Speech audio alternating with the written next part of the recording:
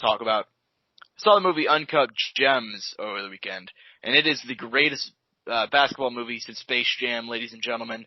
You can believe me or not believe me, but if you guys haven't heard about it, it's basically an Adam Sandler movie, and trust me, it does not sound like it's better than what it sounds like. It's directed by the Soundoff brothers, who are great independent filmmakers.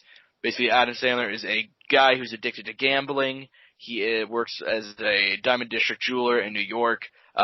He buys this gem, and Kevin Garnett, a client of Sandler's in the movie, takes a liking to it, and set in the same time as the 2012 76ers Celtics series, where, Kevin Garnett notably goes off and kind of leads them to victory in some games, and it very much ties into that.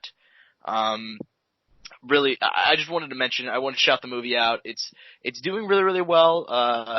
They're talking about giving Sandler an Oscar nomination for it, and Kevin Garnett acts his balls off in the movie, which I really did not expect.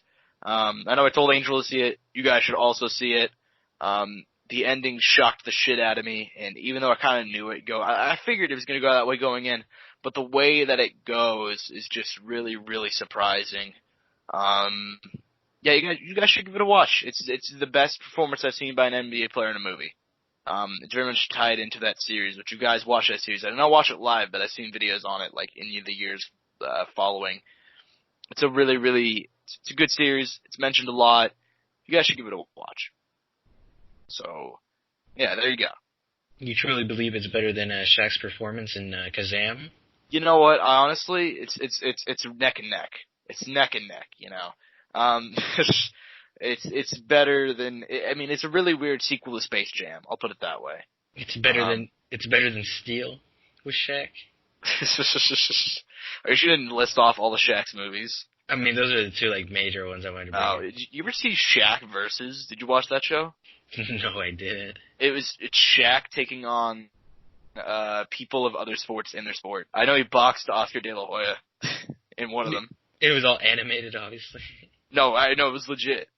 Oh, it was it's a real show. Like I think he swam against someone. It was a really shitty show, but I know that it happened. So that'd be great. Yeah. It'd be very awkward if he went up against Bo Jackson. What would you do at that point? Bo Jackson's fucking super old now, though. This is Shaq in 2008, I think. He was still holding his own. Yeah, he was. I mean, he's the GOAT. He's the GOAT, so of course he held his own. Real quickly to go back to the movie, I saw that apparently Rondo was supposed to have a cameo, but he missed it, and I was like, might as well just get the whole 08 Celtics in there, just get all of them. I mean, it's not like Paul Pierce is that busy nowadays. No, he's really not. He's really not.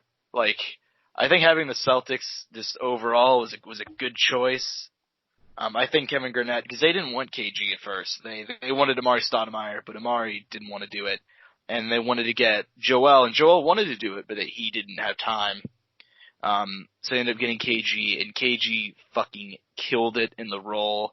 So you guys should go see it. The Weeknd also makes a camp. Actually, The Weeknd has a surprisingly, it pretty much is a cameo, but it's hilarious how he's used.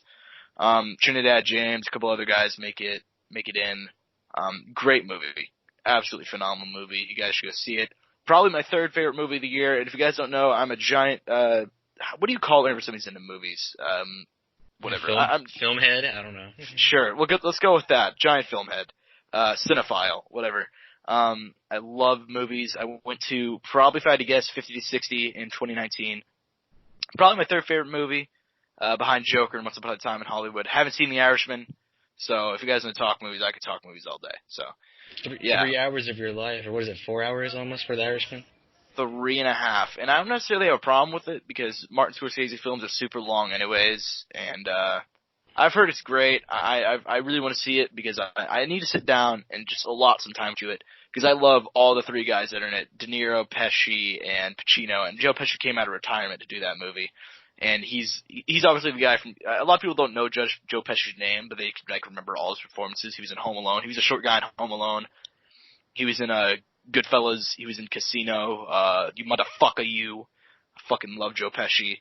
And yeah, but I've heard it's great. And kind of the Oscars right now is tied up with like there's basically 4 guaranteed performances to get nominated.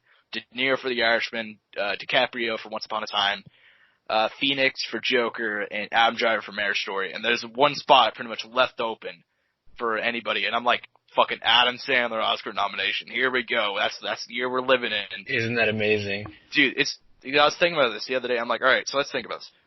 The dude from The Apprentice is currently running the United States. The guy from Fear Factor is currently is leading the biggest podcast on the planet where U.S. presidential candidates come on to debate. And Adam Sandler is currently gunning for an Oscar nomination with a good shot to win it. And Mike, the situation waits in jail. The situation, FPS Russia was in prison. All right. Jake Paul and KSI had a boxing match. YouTubers had the biggest boxing match of the year last year. If it's not 1, it's at least 3. Anywhere from 1 to 3. All right. The Chiefs might win the Super Bowl. Chiefs might go to the Super Bowl. Oh man. So I understand I went on like a bit talking point.